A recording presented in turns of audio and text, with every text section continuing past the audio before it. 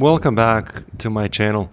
So my plein air painting trip in Croatia is coming to an end, and it's been such a rewarding trip.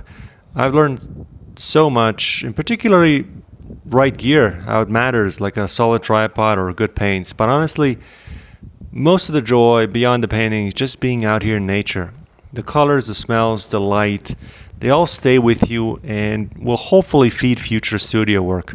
I'm very excited to bring these impressions back and explore them with cold wax in particular, building layers, textures, and so on and so forth. But for now, let's see how I keep this mountainous scene quick and loose, just an impression that can grow into something deeper later on.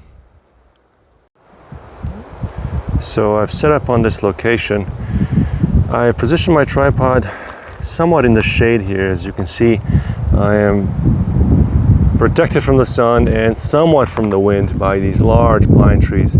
It's quite idyllic just experiencing this scene, let alone trying to render it here on my canvas. I'm going to try to see if I can position this camera, hold it, or maybe get my wife to assist me so that you can see the strokes that I will be applying.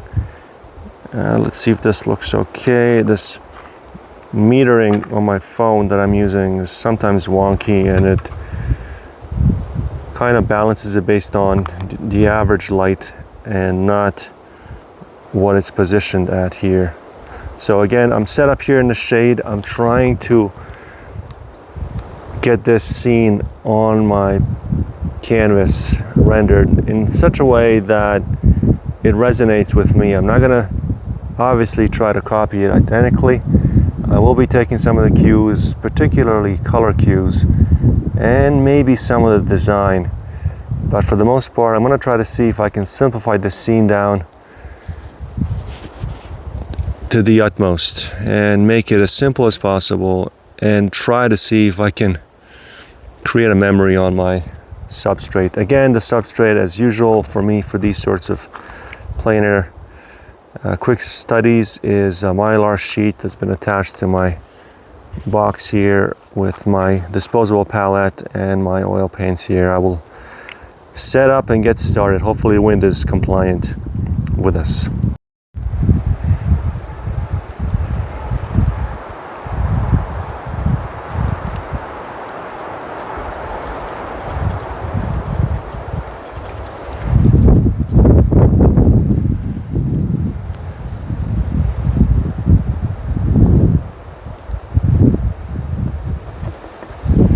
I'm trying to scrub some of this paint or scumble it into the substrate here, which has been primed with, again, with soft pastel gesso, which has a bit of a tooth to it, so paint can adhere to it better. And I'm using, as is familiar to most of you folks, the squeegee brush to get this crisp notes of color up on here. So the horizon line, I've got it basically just above the central line. I might lower that slightly, however.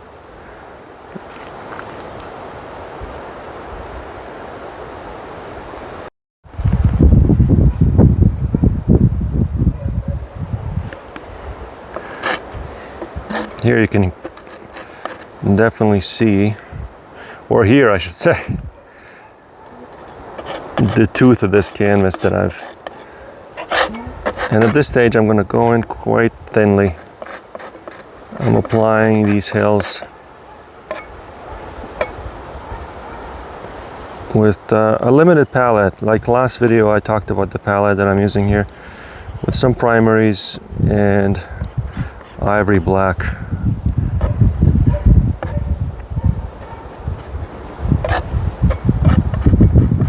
So that's that hill there over, that's sort of over that ridge.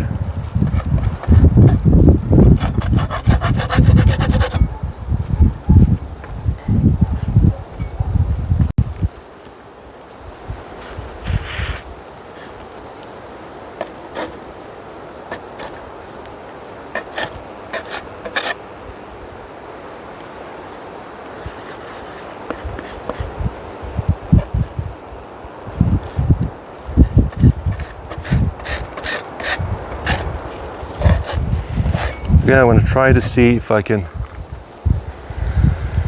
finish this study with just these tools. I'm not going to use any brushes whatsoever. I am going to be coming in with the squeegee brush with thicker paint, but for the most part no brushes today, as I don't want to get into these nitty-gritty details and whatever else. I just want to have an impression of this scene. If that's at all possible, if you do have a chance to come to some places like this, sitting here and just enjoying them is just so awe-inspiring.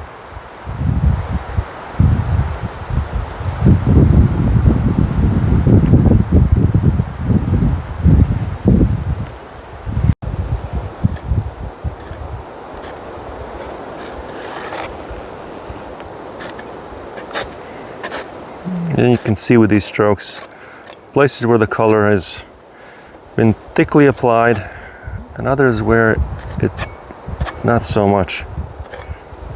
I do not want to create muddy color, however. So I will be coming in with thicker paint towards the end.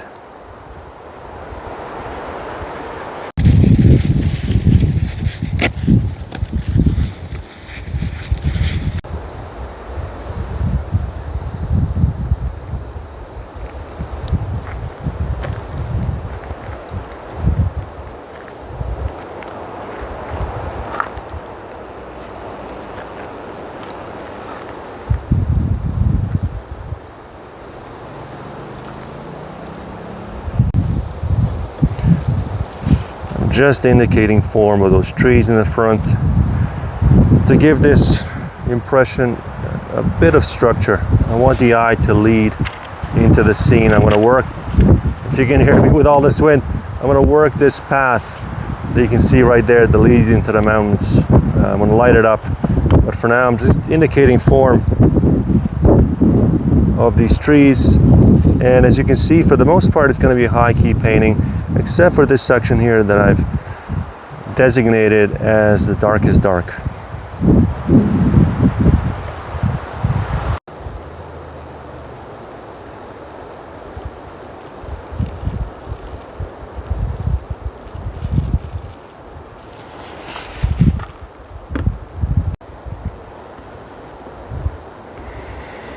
I think this is as good a time as any to indicate this sky. I'm missing some cerulean blue on my palette here. So it's about 10 in the morning here. I should have mentioned also, I'm not obviously on the coast anymore of Croatia. This mountainous scene is just on the border with a country called Montenegro. And it's certainly a nice little respite from all the heat of the coast. So it's about 10 a.m., 11 a.m. or so. 10:30 or so. So it's high noon light almost. The sun is directly above our head. I do want to indicate some warmth, however, in the sky here. There's not a smidgen of clouds anywhere. It's relatively bright back there.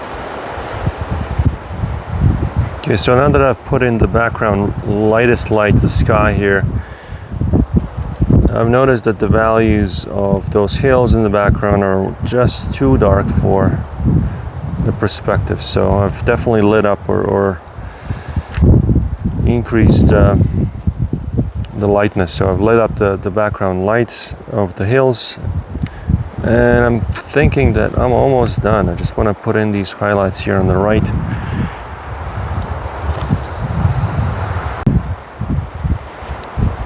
So now that I'm almost finished with this piece, I have introduced some colors that are local to this region. They don't necessarily see directly in front of you, like these burnt umbers, yellow ochres, and some that act as visual cues, like this cad red medium here on the left, just to balance the scene on the right.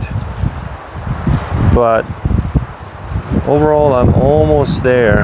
I don't want to overwork it too much. The paints that I'm using are not professional grade. They're very slick. They don't set as well as some of the paints that I'm used to back in Canada.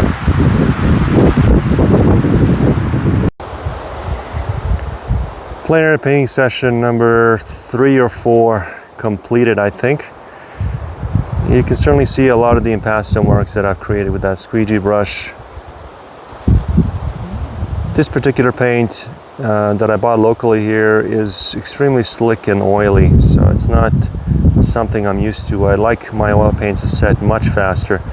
Initially I wasn't going to use oils while on this plein air painting trip, but the gouache paints that I intended to paint with were setting way too quickly with this extreme heat. I didn't account for that, so I bought this set while here, and as I said, it's just extremely slick and very oily. Even with this substrate that I talked about earlier, which is somewhat absorbent, it still was a little too slick. So as I said, this is a limited palette painting. You've got some burnt siennas here, indicative of this field here, and of course form that I've introduced, color that I've introduced of this overall scene. Hopefully you can see it with the sun there shining directly above me. This place is quite divine.